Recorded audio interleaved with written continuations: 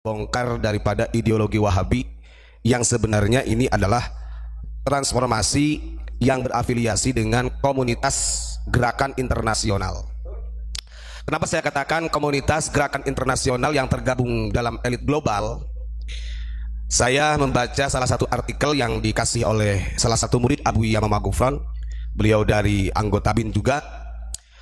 Karena ketika terjadinya konflik masalah Ba'alawi atau para habaib, justru kalau kita lihat dari manhaj salafi, dari orang-orang Wahabi ini menyerang orang-orang NU. Gak ada satupun dari mereka yang menyerang Habib, gak akan berani, karena ada kaitannya dengan kontrak internasional. Nah ini nanti kalau yang masih jauh memahaminya, yang penting didengarkan aja, nanti akan dipahami. Gerakan komunitas internasional ini mereka punya ideologi yang sangat fundamental. Kalau untuk Islam harus fundamental, sehingga diistilahkan mereka punya ideologi takfiri dan jihadi.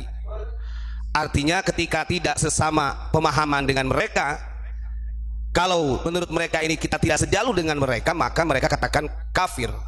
Itu ideologi takfiri dan ideologi jihadi.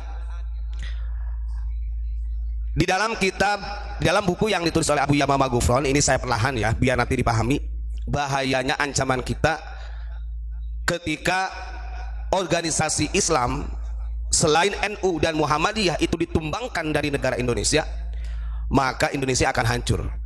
Maka betul, menurut muassis NU, organisasi Islam dari mana saja kalau bukan berdirinya dari muassis asli orang pribumi, jangan diikuti. Betul itu. Karena organisasi yang mengatasnamakan Islam itu tergabung di yang ada di elit global, dan itu pembiayaannya dari Smith Foundation. Itu nanti ada Wahabi, ada ISIS, ada ATI, Ba'alawi, banyak itu. Nih, kita perlahan. Jadi politik atau geopolitik dunia ini sangat bertransformasi ya, kita pahami. Ini ada nama-nama yang diperkenalkan di dalam buku catatan Abu Yamamah Ghufran ini yang akan menjadi perusak negara kesatuan Republik Indonesia.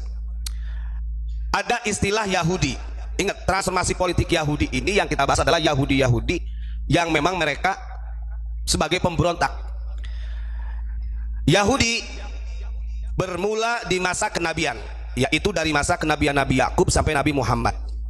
Kemudian Yahudi ini bertransformasi di masa sahabat Khulafaur Rasyidin menjadi kelompok Khawarij. Ingat, setelah itu di masa dinasti Umayyah, Abbasiyah dan Utsmani, mereka menjelma menjadi tentara salib atau Anglo-Sakson.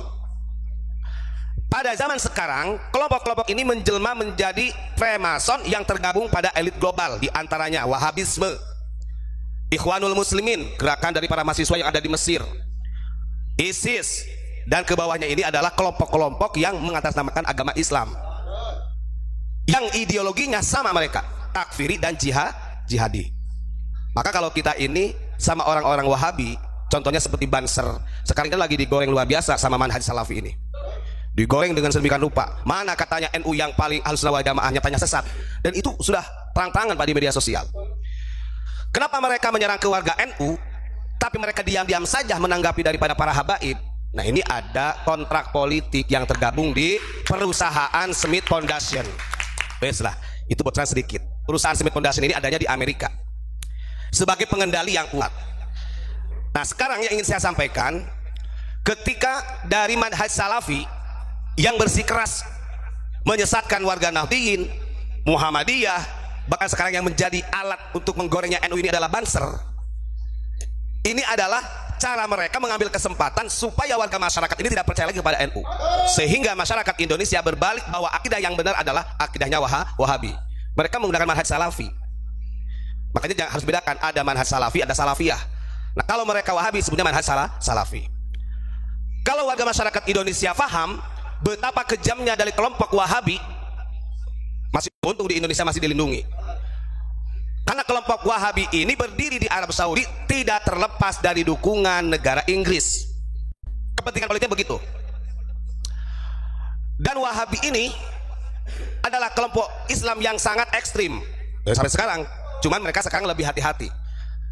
Tidak berani barbar itu karena lebih hati-hati. Yang paling ekstrim dari akidah mereka, Wahabi ini sama persis seperti Khawarij. Kita tahu Khawarij adalah kelompok yang direkrut dari Syiah ekstrim, dari orang-orang yang pro Muawiyah, direkrut oleh Abdullah bin Sabah dari Yahudi suku Himyar Yaman. Tujuannya untuk memberontak kepada kepemimpinan Muawiyah dan Sayyidina Ali. Adu domba. Maka dijelaskan di dalam tafsir Sawi, walaupun mereka tadi saya baca dikirimin sama dan Kendo tadi, ada sosok sekarang itu sosok Umar bin Khattab zaman sekarang. Jadi Harry Pras ini adalah Umar bin Khattabnya. Siapa yang berani Basra mana mungkin berani sama Harry Pras gitu. Ini perlu kita, kan kalau gegeran ya sama-sama Indonesia, ya lucu diketawain orang. Yang kita lawan adalah ideologinya, cara berpikir mereka. Dari dulu gak senang dengan NU kalau Wahabi itu. Ingat, dari dulu gak senang. Maka ulama-ulama kita itu terancam betul ketika berada di Makkahul Mukarramah, apalagi setelah Ibnu Saud ini dikuasai oleh Wahabi.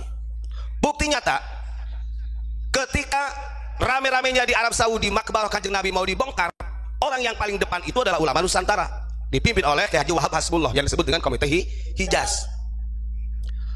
Karena mereka akidahnya sama, Wahabi ini berani merubah daripada kitab-kitab ataupun Quran dan As-Sunnah. Ingat, itu catatan. Ini kenapa saya tadi mengambil kitab tafsir Sawi, supaya nanti jangan kedoktrin. Karena saya lihat kalau orang yang awam nanti berpikir, oh iya ya benar juga ya, ternyata akidah yang benar ini harusnya ikut Salafi bukan NU. Hanya begitu Pak, banyak di komentarnya channelnya Hari Pras itu banyak. Ini kan bahaya. Mereka gak ngerti rencana grand plan-nya, mereka gak ngerti. Di sini dijelaskan kelompok Khawarij ini bertransformasi dan selalu mengatasnamakan agama Islam.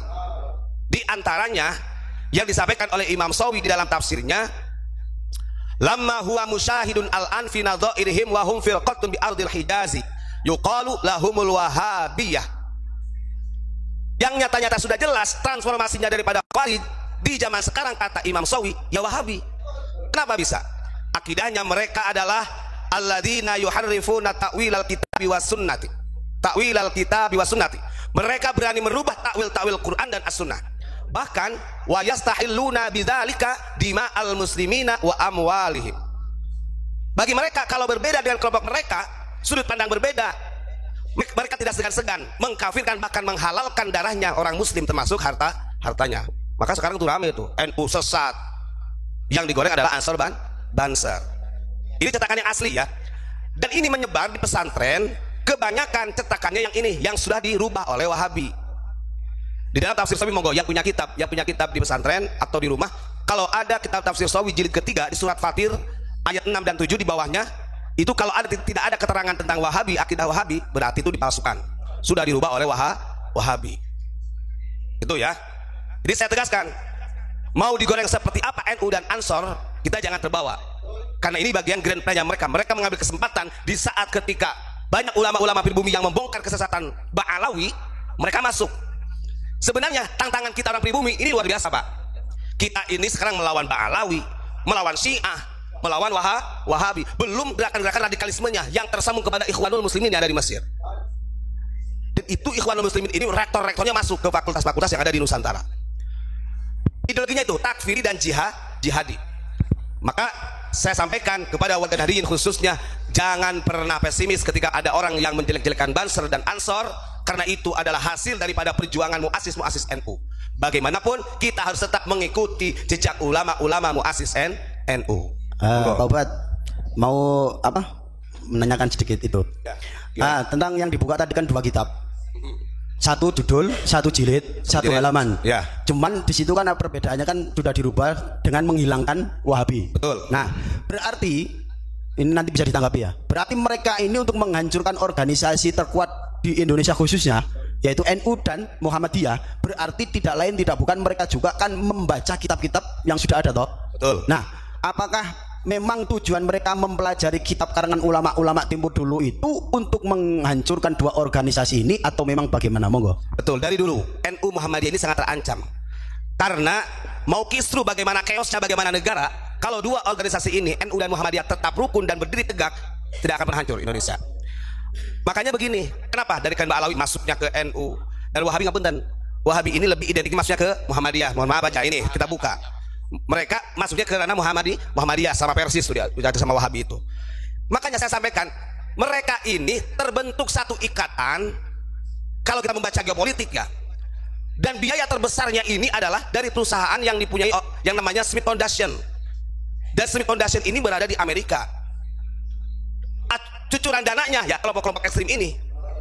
Karena mereka kalau menyerang Indonesia secara kontak fisik gak akan berani. Mohon maaf aja, gak akan berani. Maka dengan cara ideologinya ini, dengan mengatasnamakan agama, mempolitisasi agama, itu cara halus mereka. Boleh ditambah Ustadz Buat? Monggo. Di dalam cara menguasai negara atau menyerang, ketika membawa angkatan perang dengan senjatanya, maka biayanya akan lebih mahal. Maka jalan yang paling gampang adalah dengan mengadu domba antar pribumi. Mengatasnamakan agama, mereka memberikan saluran dana-dana tersebut. Itu lebih murah. Ini secara konsep global memang seperti itu Ustaz Ubat. Nggak mungkin nanti dari tentara ini seperti yang terjadi di Irak. Kenapa? Karena Islam terbesar di dunia ya ada di Indonesia. Bahkan ormas terbesar di dunia ya hanyalah NU. Makanya dia berusaha untuk bagaimana NU hancur di Indonesia sehingga pengikutnya pindah ke golongan Pak Alawi. Sorry coy, kita orang Nusantara, nggak mudah kamu bodohi. Lanjut Ustaz Ubat. Makanya saya harap terutama dari kiai-kiai NU yang ada di struktur ini harus punya ketegasan sebenarnya. Ini maksudnya urgen. Kayak gini-gini itu harus ada ketegasan. Jadi jangan sampai setelah Banser digoreng dan lain sebagainya kita gak ada pergerakan. Ini kalau sampai ke bawah, kemudian masyarakat kita yang awam ini terdoktrin dengan paham-paham mereka. Karena yang mereka cari kan kesalahannya. Kalau mau saya buka, joget Banser dan nggak ada apa-apanya. Emangnya orang Salafi nggak? Bukan hanya joget Bapak. Saya juga kenal dari bagian orang-orang yang di Salafi itu. Ya ke diskotik sama aja lah. Artinya itu urusan masalah pribadi individual gitu. Manhaj Salafi banyak Pak dari manhaj Salafi. Sekarang begini, sejarah mencatat yang mengebom dulu, ngebom Borobudur ini kan dari Mbak Alawi. Setelah ditelusuri ternyata dia ini juga selain dia berafiliasi dengan Ikhwanul Muslimin, secara akidahnya ya Salafi. So aja buka ketika bom Borobudur tahun berapa itu, nanti ketemu tuh siapa tuh, itu terjadi Pak.